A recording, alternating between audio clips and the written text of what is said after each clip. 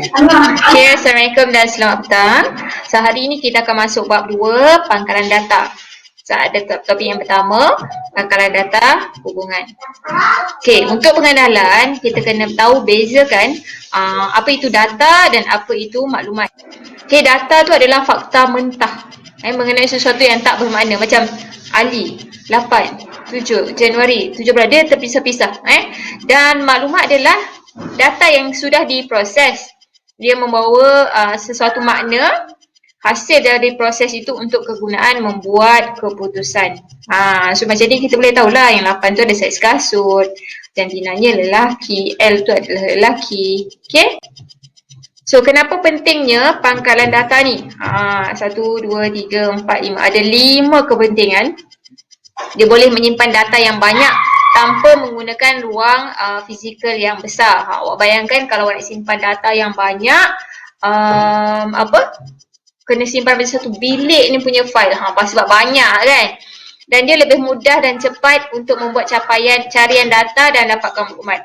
Okay, bayangkan dah ruang tu makan besar yang kita nak cari maklumat si Ahmad ni. Ahmad Muhammad 4 Dahlia. So kena cari mana 4 Dahlia. Okay, cari pula nama Ahmad Muhammad ni. Atau nak cari yang rumah merah. Namanya Siti Aminah. Cari rumah merah ni. Kalau tak tahu kelas, dia tahu rumah aja. Macam mana? Kan? So dia lebih masa banyak pakai terbuanglah untuk membuat carian. Tapi kalau kita ada pangkalan data, kita guna search sahaja, so akan ada paparan tentang maklumat yang kita nak cari. Mudah untuk menambah data baru atau kemaskini data sedia ada. Okey kan? So data kita nak tambah senang. Kalau kita guna insert sahaja kan, tambah data baru. Tapi kalau nak guna file, sistem file tu, kenalah cari rekod tu. Cari rekod mah merah dulu, cari kelas mana dulu baru boleh tambah kan. So ramai pengguna boleh akses data dalam pangkalan data dalam pada masa yang sama. Macam kita nak check kita punya keputusan SAPS lah. So ramai orang daripada rumah semua boleh check serentak. Tak perlu nak beratur, tak perlu nak tengok pergi kat dinding, cikgu tampal result ramai-ramai berebut kan. So lebih selamat. Sebab ni kalau kita ada guna password lah berbanding dengan menggunakan file. Siapa-siapa kat pejabat tu pun boleh akses nanti. So ini adalah contoh pangkalan data. Pangkalan data ni dia ada beberapa entiti dia. Ada buku. Buku ni adalah nama jadual. Nama dia kat sini. So yang ni yang panjang ni, nombor ISBN, tajuk buku, penulis. Ini adalah nama medan. Ada berapa medan ni? 1, 2, 3, 4, 5. Ada 5 medan. Dan setiap laju ke tepi ni, macam 978143, End of Watch, Stephen King ni, sampai ke harga ni adalah rekod. So ni ada berapa rekod? 1 rekod, 2 rekod, 3 rekod. Ada 3 rekod semuanya. Okay, mana satu medan? Okay, nombor ISBN. Kesemua turun ke bawah ni namanya medan. Medan tajuk buku, ada medan penulis, ada medan penerbit. Ada berapa medan semuanya? 1, 2, 3, 4, 5 medan. Okay, setiap jadual, setiap table perlu ada satu medan yang unik. Siapa medan tadi? Nombor ISBN, tajuk buku, penulis, penerbit dan harga. Apa maksud unik? Unik maksudnya tak boleh sama dengan orang lain. So kalau macam penulis, Stephen King ni mungkin dia ada tulis banyak buku kan? So harga pun mungkin ada beberapa buku yang harganya sama. Apa yang unik yang takkan sama adalah nombor ISBN. So kalau macam kita nak simpan rekod pelajar yang takkan sama dengan orang lain adalah nombor kad pengenalan kan. Masuk integriti data. Okay, integriti data ni adalah penyelenggaraan jaminan ketepatan dan konsistensi data sepanjang kitaran hayat tau. Dan merupakan aspek kritikal untuk reka bentuk, kita nak sadakan penggunaan mana-mana sistem kita nak menyimpan, nak memproses, mengambil semula data dengan sempurna. So integriti data ni dia bertentangan dengan data yang tidak boleh digunakan.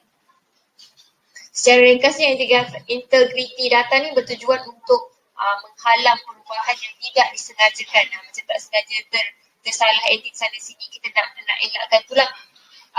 Atau apa-apa perubahan yang tidak diingini pada data hasil operasi penyimpanan, pengambilan semula atau pemprosesan.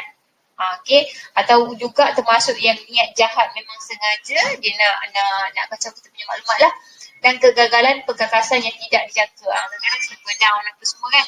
Boleh kacau kita punya data juga. Data yang ada integriti ni dia sempurna. Yang tak berintegriti ni dia tak munasabah, tak logik dan juga meragukan. Okay, key point ni kita kena ingat. Integriti data tu maksudnya dia sempurna, dia tepat dan juga dia sah. Ada kesahan data. Dan kenapa dia penting memastikan tak ada ralat semasa kita memasukkan data dan mengelakkan perubahan yang sengaja ataupun tidak sengaja. Okey, ni adalah contoh data pengarahan data yang berintegriti lah. Tengok ni ada dia punya ada kesahan. Tiada ISBN yang sama berulang. Okey, kita mesti ada satu medan yang unik lah kan. So nombor ISBN ni adalah dia punya kunci prima kita panggil, tak boleh berulang. Hanya integer sahaja yang diterima. Dia dapat sama je dia punya pattern. Tak adalah ini 978 ni tiba-tiba S95 macam data yang macam meragukan lah. Okey, tadi integriti yang ni ketekalan pula. Apa tu ketekalan? Okey, kat sini dia membawa maksud data tu seragam. Sebab dia boleh mempengaruhi kebolehpercayaan terhadap data tu. Okay, faham tak? So, key point untuk ketekalan adalah konsistensi dan juga seragam. Ingat 2 poin. Tadi ketekalan, tadi integriti ada 3 poin. Okay, kenapa pentingnya ketekalan data ni? Sebab kita nak memastikan data yang kita ambil daripada pangkalan data tu adalah data yang boleh dipercayai. Okay, ini contoh dia tidak tekal dia punya data ni, kita tengok. Harga tidak sama walaupun buku yang sama. Lepas tu kat sini pula nombor ISBN yang tidak wujud dalam jadual buku. Nampak tiba-tiba dapat jual pula 400. Padahal dekat table buku ni tak wujud pun buku ni macam mana boleh buat jualan. Okay, ni contoh pangkalan data yang tidak tekal, tak boleh dipercayai.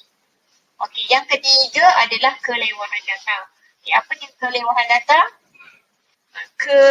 Kelewahan data ni membawa maksud adalah pengulangan data. Pengulangan data ni membawa maksud data tu telah bertindih lah.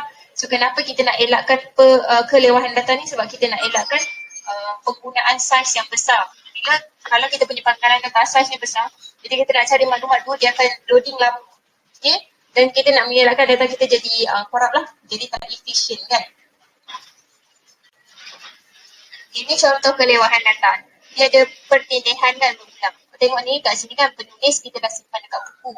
So dekat jualan kita simpan lagi nama penulis Stephen King. Sedangkan kat sini kita boleh simpan dekat table buku saja nama penulisnya. Yang pada jualan ni cukup nombor ISBN sahaja. Kan tak perlu nak ulang-ulang banyak kali. Okay, sebab dia sudah nombor ISBN dia dah cukup menghubungkan buku dan juga jualan. Seterusnya kita tengok model-model pangkalan data.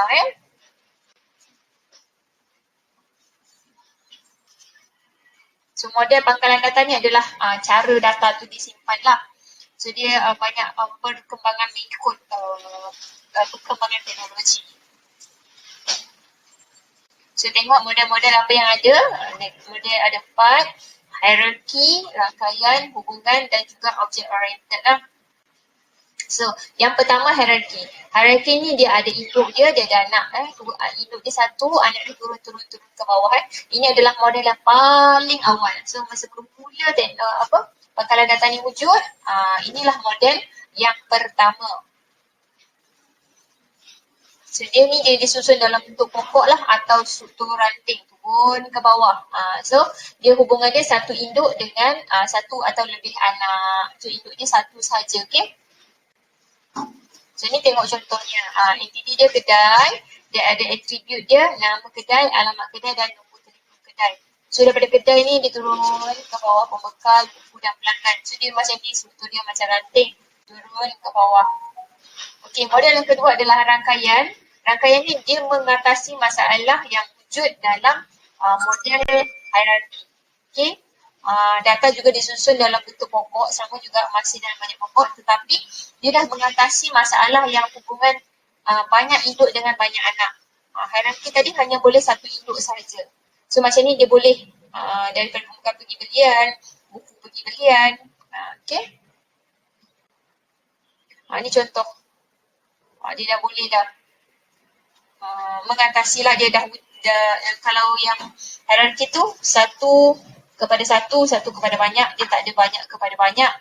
Okay. So rangkaian. Okay, yang ketiga adalah hubungan. Model ni sering digunakan, ini cara paling mudah untuk kita belajar lah. Data disusun dalam bentuk jadual. So ada kunci prima yang kita gunakan untuk menghubungkan rekod yang ada dalam beberapa jadual. So dia punya struktur adalah data disusun dalam bentuk jadual lajur dan baris. Ini contoh dia, ada lajur, ada baris. Macam inilah cara penyimpanan data. Okay, yang pertama ini paling terkini lah, paling terbaru, kita gunakan object oriented. Dia sama macam model hubungan tapi boleh simpan data yang kompleks macam gambar, video, audio. Kalau yang sebelum ni semua disimpan teks sahaja.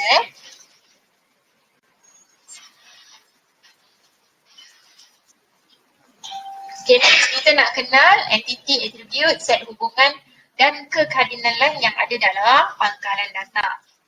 So kita tengok apa itu entity. Entity itu adalah objek unik dalam sesuatu persekitaran. Okay, jadual dalam pangkalan data. Okay, entity ni dia boleh jadi benda, peristiwa, orang, tempat. Contoh benda, buku. Contoh peristiwa, pinjaman. Contoh tempat, tempat sekolah. Tapi sekolah ni dia kena wujud beberapa sekolah lah. Macam dalam satu daerah Tampin ada banyak sekolah. So ada alamat sekolah, ada nama sekolah. So alamat tu boleh ada banyak data lah. Okay. Kelas pun tempat jugalah, dalam satu sekolah ada banyak kelas kan. So ada kelas 4 dahlia, 5 dahlia. Okay. Itulah dia entity. Okay, seterusnya attribute. Attribute ni menerangkan. Attribute ni adalah dia menerangkan tentang entiti. Contoh entiti buku tadi kan. So attribute yang boleh tidak terangkan buku yang mana? Alah buku yang nombor ISBN dia 56789 tu. Alah buku yang nama dia kembalilah kepadaku. Tu contohlah macam tu. Dia punya attribute tu menerangkan entiti tu supaya boleh tahu yang mana satu. Contoh macam sekolah. Sekolah yang mana? Alah yang dia punya kod sekolah NEA 5052 tu. Yang nama dia LSMK Tunku Syed Idrus tu. Itu dia kena ada attribute yang menerangkan entiti tersebut. Okay, kemudian kita ada rekod. Rekod ni apa dalam pangkalan data tu yang dapat maklumat penuh. Contoh buku. Buku yang mana? Yang ada lengkap nombor ISBN dia berapa, tajuk buku dia apa, penulis dia apa. So, satu baris tu semua tu adalah rekod. So macam ni ada beberapa attribute gabungan tu yang membentuk rekod. Okay. Set hubungan pula adalah dia menghubungkan entiti dengan entiti. Contoh tadi saya cakap buku dengan pinjaman. Macam ni pelanggan. So pelanggan beli buku. Set hubungan ni mestilah kata kerja. Kata kerja beli, buat pendaftaran.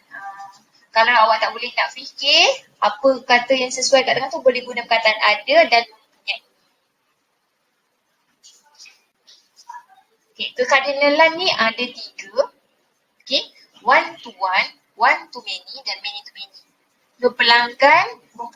Satu pelanggan mempunyai satu login. Satu warga negara mempunyai satu kad pengenalan. Tak boleh ada banyak kat situ. So kalau one to many, satu pembekal dia mengadakan banyak buku. Satu pelajar meminjam banyak buku. Many to many ni banyak pelanggan membeli banyak buku. Jawapan ni bergantung kepada soalan. Soalan biasanya dia tulis situasi. Seorang pelajar tidak boleh meminjam melebihi 6 buku.